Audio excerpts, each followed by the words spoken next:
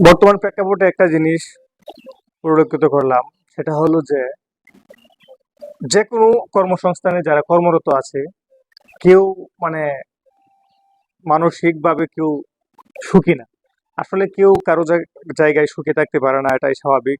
যার যত আছে তার তত বেশি চাহিদা থাকে যে আমি এখানে আছি, আজকে আমি যদি একটু উপরে যেতে পারতাম। কিন্তু একটা জিনিস আমাদের চিন্তা করতে হবে, যারা সিভিল লাইফে যারা বেকারত্ব, অনার্স মাস্টার্স গ্রাজুয়েশন কমপ্লিট করে এখন পর্যন্ত তারা কোনো চাকরি খুঁজে পাচ্ছে না। কারণ বর্তমান সময়ে একটা চাকরি পাওয়া খুবই কঠিন, সো টাফ। তো সেই প্রেক্ষিতে যারা আপনারা চাকরি যে কর্মরত আছেন, হোক সরকারি বেসরকারি, তো আপনারা, আপনাদের কাছে রিকোয়েস্ট থাকবে, আমার বিশেষ করে আমার লেভেলে যারা আছেন, মানে আমার সমবয়সী যারা আছেন, সবার কাছে আমার রিকোয়েস্ট, আপনারা আপনাদের কর্মকে ভালোবাসেন, কর্মকে রেসপেক্ট করেন, সম্মান করেন, নিজের দায়িত্ব, পেশাগত দায়িত্ব মনোযোগ দিয়ে পালন করেন। কারণ আপনারা হয়তো ভাবতে পারেন যে কর্ম লাইফটা আসলে কঠিন, যে সিভিল লাইফটা মনে হয় ভালো। হ্যাঁ, সিভিল লাইফটা ভালো। আপনি যখন ছুটিতে যান তখন আপনার কাছে ভালো লাগে, কিন্তু পুরুষ মানুষ, আপনাকে তো আর বসে থাকা স্বভাব হয় না। আপনাকে অবশ্যই কোনো না কোনো কর্ম করতে হবে, হয় দেশে, না হয় প্রবাসে।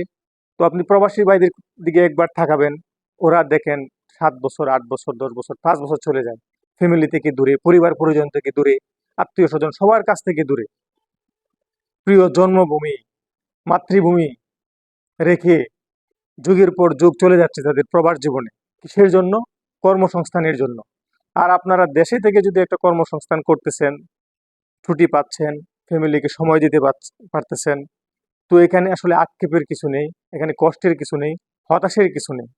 তো আপনারা, আপনাদের কাছে একটাই রিকোয়েস্ট, আপনারা যেখানে যে যে জায়গাতে কর্মরত আছেন, সবাই কর্মটাকে রেসপেক্ট করবেন, ভালোবাসবেন, মন থেকে গ্রহণ করবেন। যে কোনো একটা কাজ মন থেকে গ্রহণ করলে সেখানে কোনো কষ্ট থাকে না, দুঃখ থাকে না। মন থেকে সবকিছু, সকল কষ্ট দুঃখকে জয় করা সম্ভব।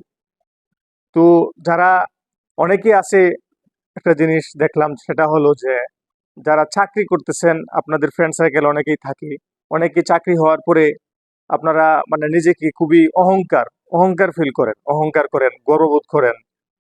সেই ক্ষেত্রে তাদেরকে, আপনার সিভিল লাইফে যে ফ্রেন্ড ছিল, তাদেরকে আপনারা সেরকম রেসপেক্ট করেন না, তাদের কাছ থেকে নিজেকে দূরে সরিয়ে নিয়ে যান, নিজেকে গুছিয়ে পেলেন। কিন্তু এটা আসলে ঠিক না। বন্ধুত্ব, ভাই ব্রাদার যারা ছিল কর্মজীবনের পরেও তাদেরকে সেভাবে সময় দিতে হবে। আপনার ভাগ্যে ছিল, আপনার রিজিকে ছিল, আপনি কর্মসংস্থান পেয়েছেন, তার ভাগ্যে নাই, তার রিজিকে নাই, তার মানে কি তাকে আপনি ভুলে যাবেন? সেটা কখনোই ঠিক হবে না। আপনারা সবার সাথে পূর্বে যেমন ছিলেন, ভবিষ্যতেও একই রকম থাকবেন। কিন্তু তাই বলে সবার সাথে চলাফেরা করা যাবে না। বিশেষ করে যারা খারাপ, যাদের ক্যারেক্টারলেস, চরিত্র খারাপ, মনুষ্যত্ব নাই, বিবেকহীন, ওই সমস্ত মানুষ থেকে দূরে থাকাটাই বেটার। কিন্তু যারা